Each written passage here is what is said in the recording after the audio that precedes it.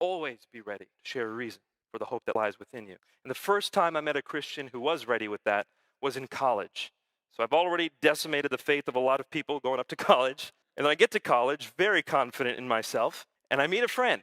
Now, this friend and I were out on a public speaking and debate tournament, and we were sharing a room together, and I saw him one night reading the Bible. And I thought, okay, this will be fun. Let's take down another Christian. Be amusing.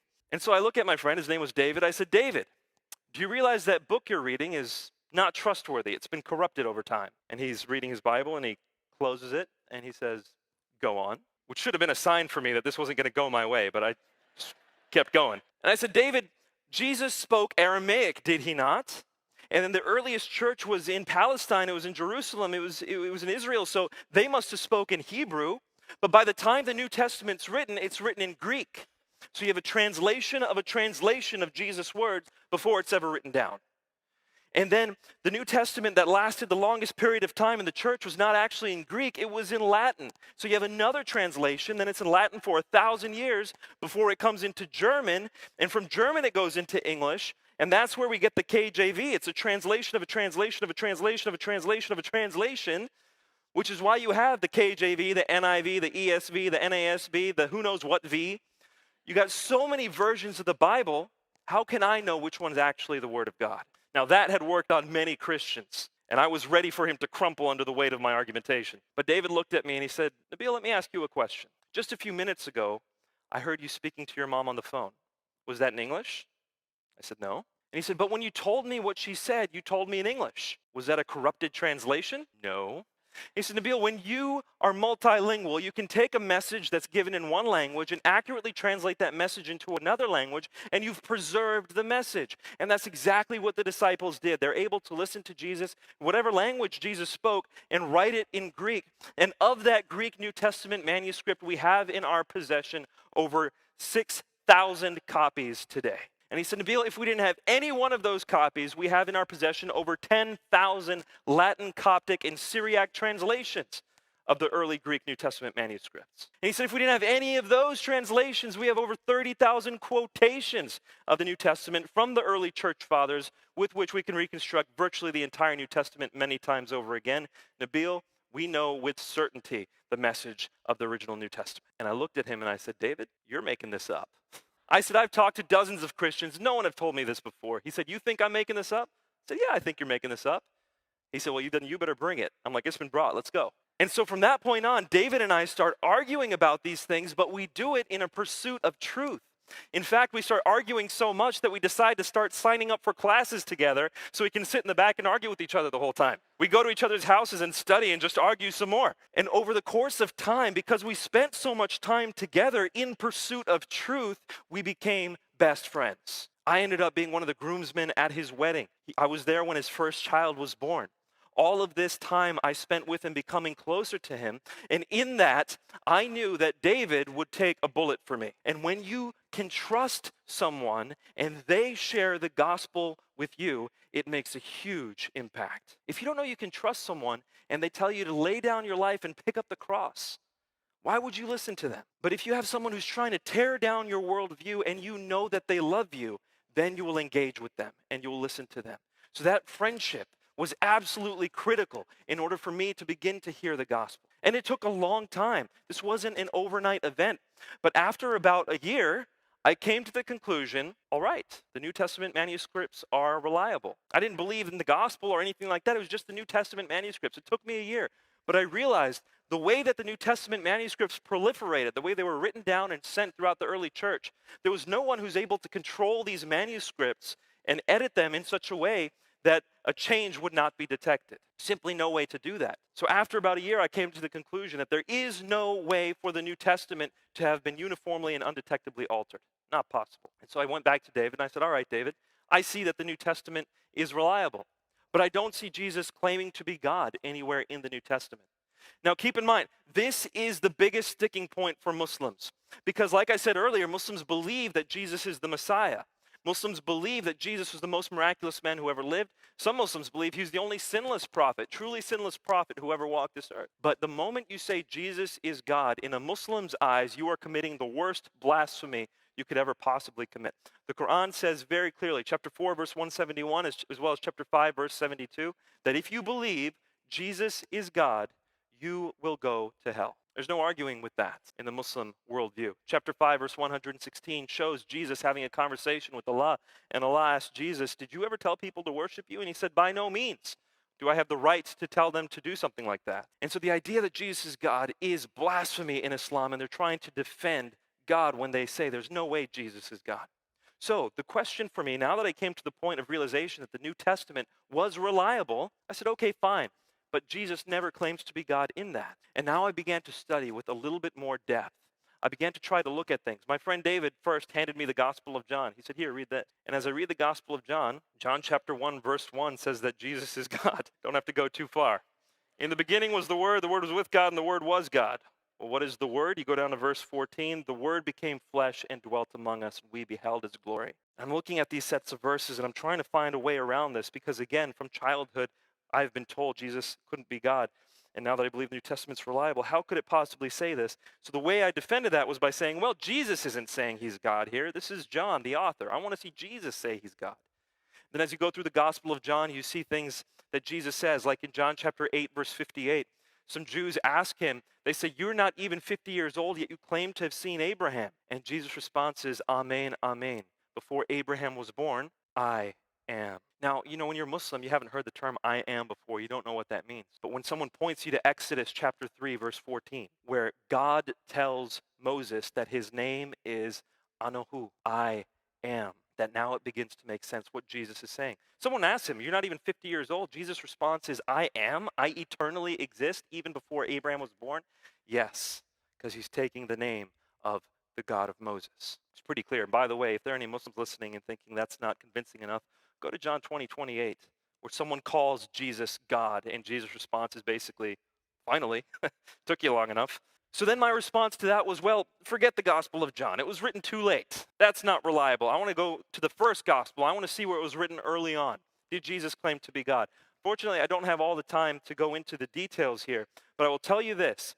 The culmination of Mark's gospel, the very first gospel ever written, is Mark 14:62. And in this one verse, Jesus makes 2, if not 3 references to the Old Testament, saying, I am the God of Moses, I am the God of Daniel, I am the God of David. And he does it so clearly that the high priests immediately tear their robes and say, you have heard the blasphemy, what shall we do? And that's the reason why they decided to crucify him. And they would have been right to crucify him if he were God. So Jesus claims to be God. Now imagine what this is doing to my mind, because I as a Muslim have now come to the conclusion that the New Testament is reliable, and in that New Testament I'm seeing Jesus claim to be God. This makes everything I've ever been taught about Islam false, because we're supposed to revere Jesus. But here's evidence he claimed to be God. How can I do that? And this cognitive dissonance began to drive me nuts. Up until this point, I was just arguing with my friend David.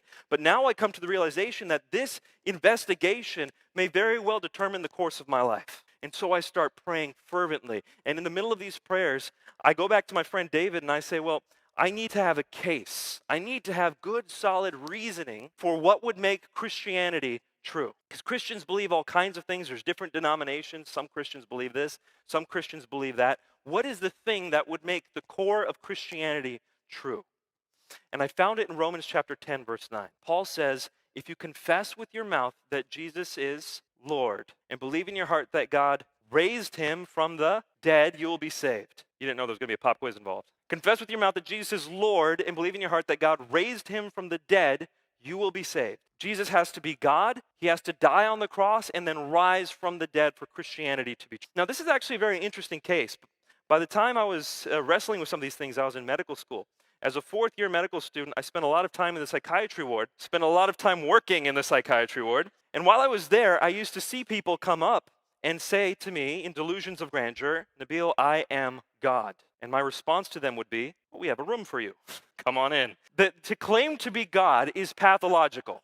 And in the first century, if someone claims to be God, it's the same response. You are crazy. But if that man then says, no, wait, watch, I will be killed, and on the third day, I will rise from the dead. And that's my proof for you that I am God. Now we have something to watch. Now we have something to see. The resurrection is the vindication of Jesus' claim to be God. Anybody can claim to be God. But if someone claims to be God and then proves it by rising from the dead, then there's someone to believe. So the question is there evidence that Jesus rose from the dead?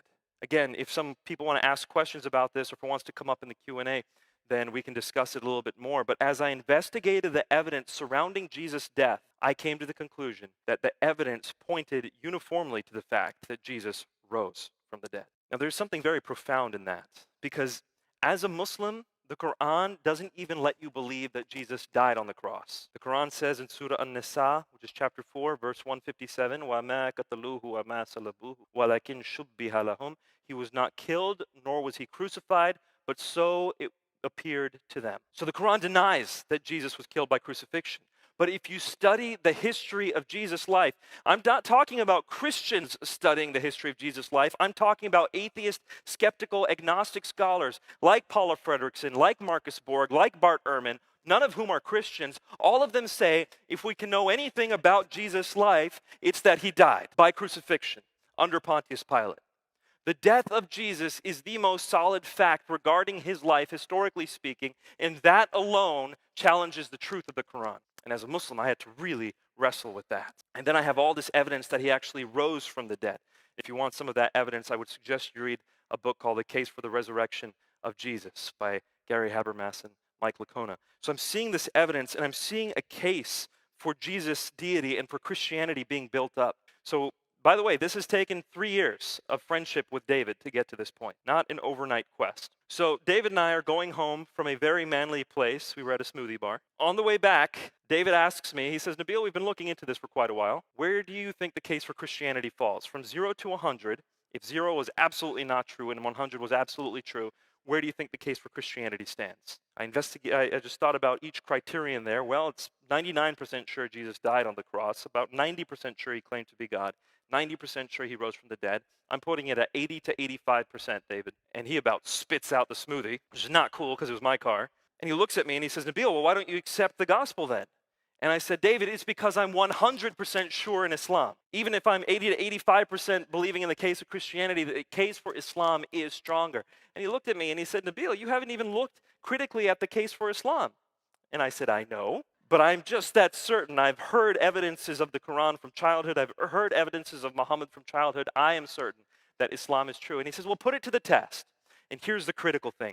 He says, test it to the same degree you tested Christianity. The same level of skepticism, apply the same historical criteria, and then tell me what you end up with. And I was very confident. I said, sure, no problem. And so I applied the same level of skepticism, historically speaking. I'm going to have to be brief, but here's what I found. When it came to Jesus, I was extremely skeptical of the Gospel of John, for example, because John's Gospel, according to critical scholars now, not according to Christians, but according to critical scholars, John's Gospel is written between 60 and maybe at the latest 70 years after Jesus' death. And so I was critical of John's Gospel. The first time anyone wrote anything about Muhammad's life was 150 years after his death. And then the person who wrote it, actually that book was lost. And what we have is somebody else who saved portions of that book and said, I only saved a portion of this book because the rest of it I felt was just unbelievable. So the first piece of evidence we have on Muhammad's life comes much, much later than the first evidence we have on Jesus' life. And it was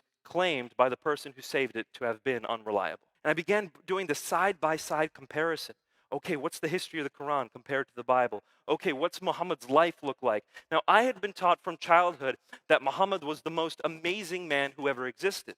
I'd been taught that Muhammad was a great statesman, a great diplomat, a great general, a great leader. I'd been taught that he was a great husband and a defender of women's rights and a defender of the downtrodden. That's how Muslims see Muhammad. And so when you see Muslims revering Muhammad, that's the man they're revering, this legendary great man. But when I studied the historical evidence, not only was it late and not really reliable, but when I actually looked at what it said, that Muhammad in the pages of history was very different from the Muhammad in the hearts of Muslims. And I realized I had to pick one or the other. And if I was going to be honest, and I was going to follow David's challenge and apply critical historical criteria, this was the Muhammad I'd have to believe existed, a violent one. And so I said, okay, I can't rely on Muhammad then. Maybe I have to rely on the inspiration of the Quran. Because Muslims believe in the Shahada. In order to become Muslim, you have to believe in the Shahada, which is La ilaha illallah Muhammad Rasulullah. There is no God but Allah, and Muhammad is his messenger. So there's no God but Allah, and I tried to defend that through the Quran. And Muhammad is his messenger. I tried to defend that by investigating his life. This part didn't work, so I then turned to the Quran. And I started saying, well, the Quran must be the word of God. And I went to all the apologetic reasons that I'd been given from childhood as to why the Quran is the word of God.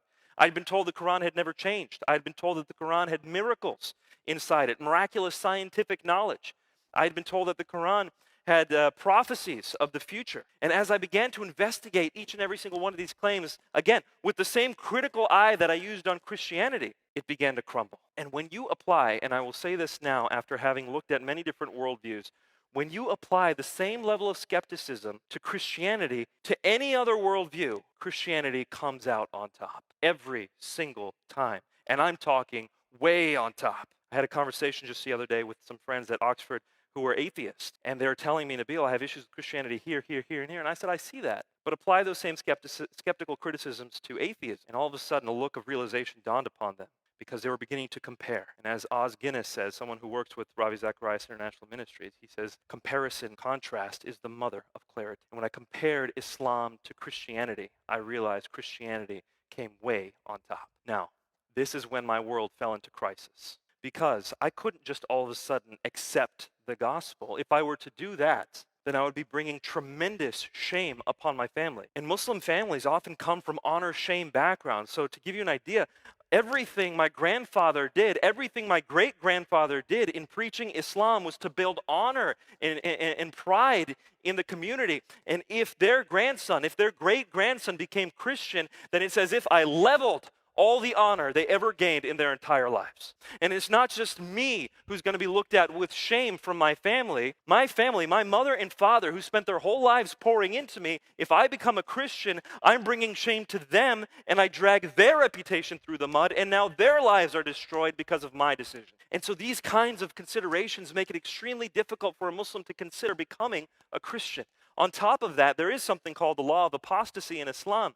Traditionally speaking, and to be a little bit more specific, all 4 schools of traditional Sunni Islam and all 3 major schools of traditional Shia Islam teach that if you leave Islam, you can be killed in various circumstances. They disagree on the circumstances, but they all agree that it can happen. And so a Muslim has to think about maybe giving up his social life for sure, and maybe even destroying his family's social life, and then maybe even giving up your life itself because of the law of apostasy. And then if you're wrong about all this, the Quran says you're going to hell. Everything literally is balanced. And it makes it extremely difficult for someone to leave Islam. So at this point, I fell to my knees and started asking God in the daily prayers, outside of the daily prayers. I'm asking God, God, I need you to reveal yourself. I have looked, and it looks like Islam is not true. Please forgive me for saying that. And it looks like Christianity might be true. Please forgive me for saying that. Can you tell me who you are? Now, to give you a little bit of understanding and insight into Islamic culture, the veil is not torn down the way Christians believe. According to Islam, the veil is still up. Muslims don't commune with God. Even the prophets didn't commune with God. The prophets spoke to angels who spoke to God. So Muslims aren't ready to just receive information from God. They're not of that kind of status. They don't think so anyway. But there's one way that Muslims expect to hear directly from God. Anyone know? Dreams. Muslims believe that they can receive dreams from God for guidance. And so they ask God for dreams for guidance. There's a special type of prayer called Salat Istikhara, where Muslims specifically get on their knees and say, God, guide me through dreams. My dad chose his jobs based on those. My sister chose her husband based on dreams. We decided when to move based on dreams. And by the way, some of these dreams became prophetically true. For example, my mother, when she got married to my father, she had a dream that she was planting 4 seeds in the ground. And 2 of those seeds grew up into trees and 2 did not. She goes to my aunt and she says, I just had this dream. And my aunt says to her, blessed are you, for God has already told you that you will be pregnant 4 times and you will have 2 children and 2 miscarriages. Fast forward 17 years, that's exactly what happened. I've got some creepy stories I could share with you, but we don't have enough time. This happens very regularly. Now, why does it happen? Could be a variety of reasons. Is it God giving the dreams? Is it something else giving the dreams? It could be a variety of things. That's not my point. My point is that Muslims expect to hear from God based on dreams, and on the face of it, they have good reason to believe that. And so I ask God for dreams and visions. And I ultimately received one vision and 3 dreams. I'll give you the second dream because that was the one that was most powerful for me. I wanted something very clear, and God gave me a very clear dream. By the way, at this point, it's been about 4 years since David and I started discussing Christianity and Islam. In this dream, I'm standing at the threshold of a narrow door. This door is just wide enough to fit me, just tall enough to fit. And there's some depth to it, maybe 5 or 7 feet. It's made of brick, an archway kind of. And as I look into that doorway, there's a room set with a feast. Round tables, people sitting at this feast. The food has been put out, and people are in fine clothes. It's like a wedding feast, and they're about to start eating, but they haven't started yet. They're all looking that direction. They're waiting for the owner or the speaker or whoever to come and start this feast. And I want to get into that room because I know that that room is heaven, but I can't because at the other end of the doorway is my friend David. He's also sitting and waiting. He's not looking at me, but he's kind of blocking the way. I can't get past him. And so I say to him in the dream, I thought we were going to eat together. And he says, you haven't responded. And in the dream, I knew that I had to respond to David's invitation in order to get into heaven. But here's where it gets crazy. When I woke up, I called David and I asked him, what do you think this dream means? And it was the first time I heard someone's eyes roll over the phone. And he says, Nabeel, this dream is so clear, I don't need to interpret it for you. Just go to the Bible. And I said, what do you mean? He says, go to Luke chapter 13. Now, David knew his scriptures, by the way, and he had given me a Bible, a study Bible. And when I turned to Luke chapter 13, it said in big, bold letters, the narrow door. Now, the moment I saw that, my heart skipped a beat because that was the most powerful symbol in my dream. And I started reading. I'm going to paraphrase it for you. And basically, here's what it says. Jesus was going through the towns and villages preaching the good news. And the disciples asked him, Lord, are many going to be saved? And he said, make every effort to enter through that narrow door. For many, I tell you, will try, and few will be able. And you will see people sitting inside at the wedding feast of heaven. Make every effort to enter before the owner comes and closes that door. I had never read this section of the Bible before, and I knew God had given me a dream where he placed me right into the middle of this parable, and he told me where I stood. So I looked up at God, and I said, God, I need another dream. Don't judge me, Christians. So I asked for another dream. God gave me another dream. And then at the end of that summer, I remember driving to school. By this point, I'm starting my second year of medical school. The first conversation I had with David was my freshman year of college. And so I'm starting my second year of med school, but at this point, I've had 3 dreams. I have all this evidence. I have guidance from God, yet I haven't converted. And this is the reason why. As I'm driving to school, I say to God, God, I know what I need to do, but I need time to mourn. I need time to mourn. By the way, I'm just crying. I'm just losing it in the car. Not a good state to go to school in. So I go back to my apartment, and I don't know what I'm doing. So I pull out the Quran and the Bible, and I say, God, just give me comfort. And I open up the Quran, and I start reading it. For the first time in my life, I start reading the Quran, not for liturgical reasons, but for personal guidance. And as I'm looking for comfort, I realized there is not a single verse in the Quran designed to comfort a hurting man. Not one. And so I realized this book didn't even apply to my life, and I put it away. And I turned to the Bible. I said, I don't even know where to start in the Bible. I'd never gone to it for personal guidance either. I just gone to it to try to tear it down. And so I say, fine, I'll just start with the New Testament. Opened it to Matthew chapter 1. Saw a bunch of genealogies, so I skipped them. I had an excuse. I was a Muslim. I don't know what your excuse is. I skipped them. It didn't take me long to get to Matthew chapter 5, where it says, blessed are those for they shall be comforted. And when I saw those words, it was like electric on the page, and it like jumped off the page and started my heart. That's what it felt like. As I'm reading these words, I'm thinking, Jesus said that for me. Forget you guys, he said that for me 2,000 years ago. And I honestly start reading this, and every single verse I start reading, I begin to feel like I'm having a conversation with the Bible. I ask God a question, like, God, how do I know you can hear my prayers? And then I read the footnote on the study Bible. It says, if you want to know God can hear your prayers, go to 1 John 5. Sweet. Boom. And so I'm reading the Bible, going back and forth, and I finally get to Matthew chapter 10. Matthew chapter 10 says, he proclaims me before the people of this world. I will proclaim before my Father in heaven. He who denies me before the people of this world, I will deny before my Father in heaven. See, I had all the evidence that I needed. I had all the spiritual guidance I had asked for, and now I had emotional comfort through the Word, knowing it was the Word of God, but I hadn't proclaimed.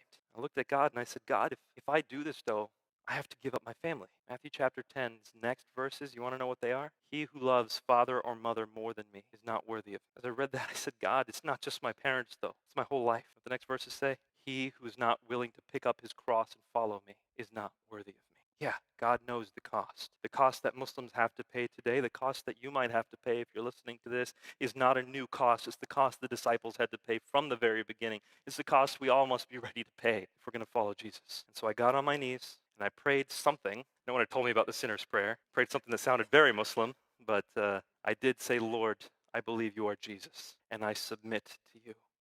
And I thank you for having taken my sins, died on the cross, and risen from the dead. I want to follow you with my life. And that moment, I had intellectually assented to the gospel.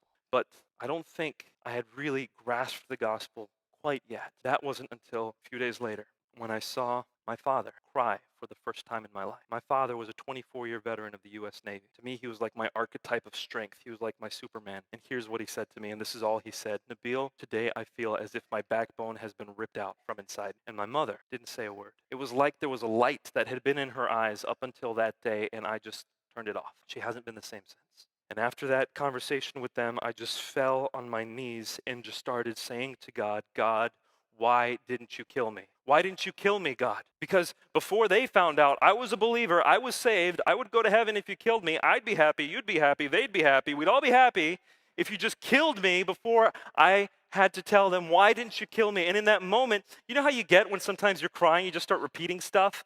I'm just like, why didn't you kill me? Why didn't you give me? I got all kinds of stuff coming out of my face. I got like saliva and tears and mucus, and I'm just, God, why didn't you kill me? And as I'm saying that, repeating that, why didn't you kill me? Why didn't you kill me? I heard these words, because this is not about you. In that moment, my life, my theology, my everything was just rebooted. And I stood up from there and I walked outside. By the way, I had been crying all night, so this is the next morning. I walk outside, and I know this sounds cliche, but it's true. Everything looked different. Everything looked different. It was the same apartment, the same tree, the same street, but it all looked different. And the one thing that looked the most different was when I saw someone walking across the street. Now, I'd seen that millions of times before, but for the first time, I realized that's not just someone, that's someone that God was willing to die for.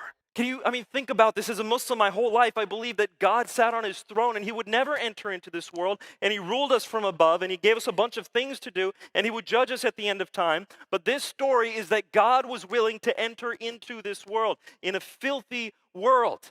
And he was willing to live as a carpenter, blue-collar laborer, and he's willing to live with people who would ultimately betray him.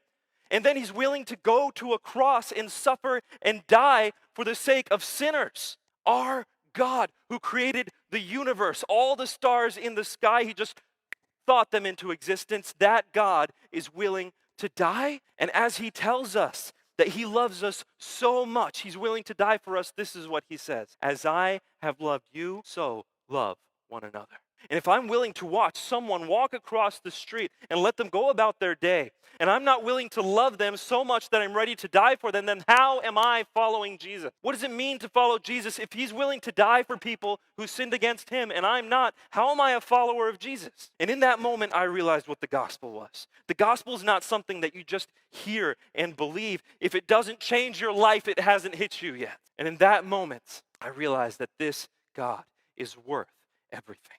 This story is worth sharing with our lives. Oh, and our lives are in his hands. And if we die today, we're going to be taken care of. But there are millions, in fact, billions of people for whom that is not the case. And if we lived every second of our lives for their sakes, only then would we truly honor this God who is willing to live the life we should have lived, die the death that we should have died. That's our God, and that's my story.